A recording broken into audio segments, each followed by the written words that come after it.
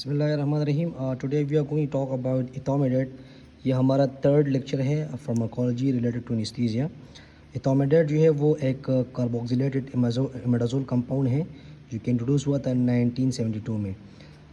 اس کی جو physical property ہے وہ واٹر میں سالیبل تو ہے بٹ واٹر میں جو ہے وہ انسٹیبل ہے. اور یہ جس طرح پروفال ہے بالکل اسی طرح کلیئر ایکوس سولوشن میں جو ہے وہ اویلیبل ہوتا ہے، جس میں جو ہے وہ آپ کے پروپائلین گلائکول جو ہے وہ ہوتا ہے، اور یا جو ہے وہ ایملجن پریپریشن جو medium chain triglyceride and soybean oil ہوتا ہے، جس کو آپ ایتھومیڈیٹ لیپیڈ کہتے ہیں، جو کہ پین آن انجیکشن جو ہے وہ خاص کرتا ہے. اس کی جو اویلیبلٹی ہے وہ تقریباً 20 mg/10 ml ہے، مطلب 2 mg/ml جو ہے وہ اس کی اویلیبلٹی ہے. اور اس کا پی ایچ جو ہے وہ تقریباً 8.1 وچ از سلائٹلی الکلوٹک، اور اس کی جو اویلیبلٹی ہے وہ 0.2% سولوشن ہے. فارماکولوجی کی اس کے بعد میں بات کرتے ہیں کہ ایتھومیڈیٹ جو ہے وہ ریپڈلی ایکٹنگ جنرل اینستھیٹک ہے، جو کہ اس کی وجہ سے اس کی جو ڈیوریشن ہے وہ تقریباً 2 to 3 منٹ جو ہے وہ ہو جاتا ہے. اور یہ پریڈومنیٹلی بیکاز آف ری ڈسٹریبیوشن کی وجہ سے ہوتے ہیں. although یہ آپ کے باڈی سے جلدی ایلیمنیٹ ہوتا ہے، بٹ جو ایک ہیلدی پیشنٹ میں ہوتا ہے نا، اس میں آپ کی کارڈیوواسکولر ڈپریشن جو ہے وہ بہت ہی کم کرتا ہے، بیکاز آف سرٹن جو ہے وہ اس کے افیکٹ کارڈیوواسکولر پہ اتنا نہیں ہے. بٹ اگر یہ پیشنٹ جو کہ کارڈیوواسکولر سسٹم ڈیزیز ہو، صحیح ہے، ہائپو والیومک سیویئر ہائپو والیومیا ہو، یا کارڈیوواسکولر جو ہے وہ کمپرومائز پیشنٹ ہو، تو اسی طرح پروفال کی طرح یہ بھی کارڈیوواسکولر ڈپریشن کرتا ہے.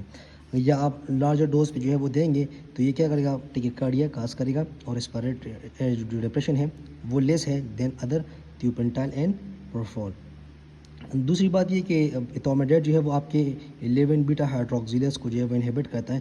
اور یہ کیا کرتا ہے، یہ آپ کے انوالو ہوتا ہے ایڈرینل کورٹیسول سینتھسس میں، جس کی وجہ سے جو کورٹیسول سینتھسس ہے بائی دا ایڈرینل گلینڈ وہ ڈیکریز کر جاتا ہے، جس کی وجہ سے ایڈینو کورٹیکوٹروپک ہارمون جو ہے وہ اس کی رسپانس جو ہے وہ کم ہوتی ہے.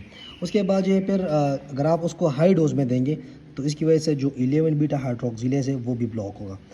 اسمال ڈوز میں تو آپ دیں گے تو وہاں پہ 11 بیٹا ہائیڈروکسیلیز جو ہے وہ انہیبٹ ہوگا. اگر آپ ہائی ڈوز میں دیں گے تو یہاں پہ 18 بیٹا ہائیڈروکسیلیز جو ہے وہ انہیبٹ ہوں گے.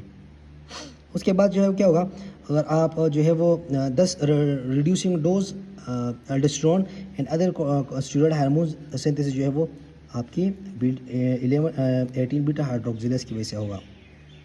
لانگ ٹائم جو یوز ہے انفیوژن میں وہ آپ ICU میں نہیں کر سکتے. اگر آپ کرتے ہیں تو اس کے ساتھ جو ہے وہ انفیکشن کے چانسز بہت زیادہ ہوتے ہیں، اور مورٹیلٹی کے چانس جو ہے وہ بہت زیادہ ہوتے ہیں. اس لیے وہ جو ہے وہ ہم کیا کرتے ہیں، اس کو اوائڈ کرتے ہیں. یہ مورٹیلٹی اور جو انفیکشن ہے وہ کس وجہ سے ہوتی ہے، کیونکہ وہاں پہ جو امیونولوجیکل کمپٹنسی ہے وہ ڈپریس ہو جاتی ہے، وہ ڈیکریز ہو جاتی ہے.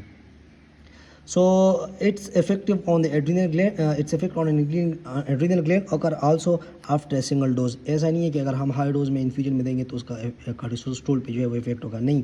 اگر آپ سنگل ڈوز بھی دے دیتے ہیں تو پھر یہ اس کی تقریباً سیورل ہارس تک اس کی افیکٹ جو ہے وہ ایڈرینل گلینڈ پہ ہوگی.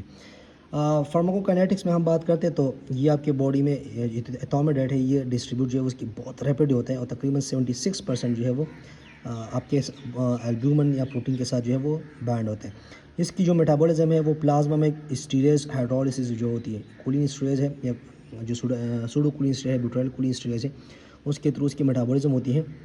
اور جو اس کی جو میٹابولائٹس ہے وہ یورین میں ایکسکریٹ ہوتی ہیں، اور تقریباً 2% جو ہے وہ ایکسکریٹڈ انچینج، اس میں کوئی اس کی میٹابولزم جو ہے وہ نہیں ہوتی ہے، بس وہ ایز اٹ از جو ہے وہ ایکسکریٹ ہوتی ہے. اور اس کی ٹرمینل ہاف لائف جو ہے وہ تقریباً 2.4 سے لے کے 5 تک ہے، جو کہ سلائٹلی ہائی ہے کمپیئر ٹو پروفال، وہاں پہ 3.8 سے لے کے 4 تک تھا، یہاں پہ 5 تک ہے. اس کی وجہ سے there is little accumulation when repeated dose جو ہے وہ اگر آپ دیں گے، وہاں پہ پروفال میں جو ہے وہ زیادہ تھا.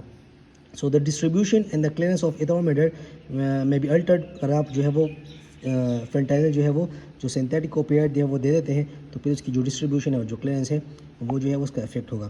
Talking about the doses, so 0.3 mg/kg جو ہے وہ اس کا نارمل ڈوز ایڈلٹ ہے. اگر آپ جو ہے وہ جریاٹک پیشنٹ میں دیتے ہیں تو آپ نے 0.15 mg جو ہے وہ پر kg دینا ہوتا ہے. اس کے بعد جو ہے پھر جو پروپائلین گلائکول پریپریشن ہے ڈرگ جو ہے وہ آپ اگر لارج ویل میں جو ہے وہ ایڈمنسٹر کرتے ہیں تو اس کی وجہ سے جو پین آن انجیکشن ہے وہ اس کی انسیڈنس جو ہے وہ ڈیکریز ہوگی. اس کے بعد جو ہے ایڈورس افیکٹ کی بات کرتے ہیں تو یہ آپ کے کارٹیسول اسٹوری یا سنتھسس کو جو ہے وہ سپریس کرتا ہے، جس طرح 11 بیٹا ہائیڈروکسیلیز ہے اور 18 بیٹا ہائیڈروکسیلیز جو ہے وہ انہیبٹ کرتا ہے. ایکسائٹیڈ فینومینا جو ہے وہ بہت زیادہ ہے اس میں، تقریباً 40% جو ہے وہ لوگ جو ہے وہ کیا کرتے ہیں، एक्साइटेटरी फिनोमेना के साथ जो है वो ड्यूरिंग इंडक्शन एनेस्थीसिया वहाँ पे होती है. So the incidence is reduce, अगर आप उसमें ओपियाइड देते हैं तो उसकी इंसिडेंस जो है वो फिर डिक्रीज़ होंगी.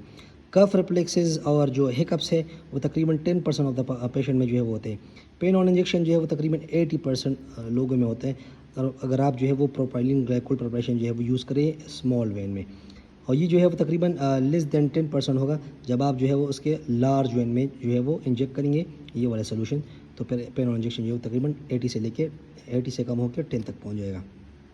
So the incidence is reduce, अगर आप जो है वो जो पेन ऑन इंजेक्शन है, अगर आप लाडोकेन 10 mg जो है वो बिफोर इथोमेडेट देते हैं तो उसकी जो इंसिडेंस है पेन ऑन इंजेक्शन वो डिक्रीज़ होगा. So the incidence of pain on injection जो है वो has been reported to below 4%. अगर आप जो इमल्जन फार्मूलेशन जो है वो इथोमेडेट की वो यूज़ करते हैं तो.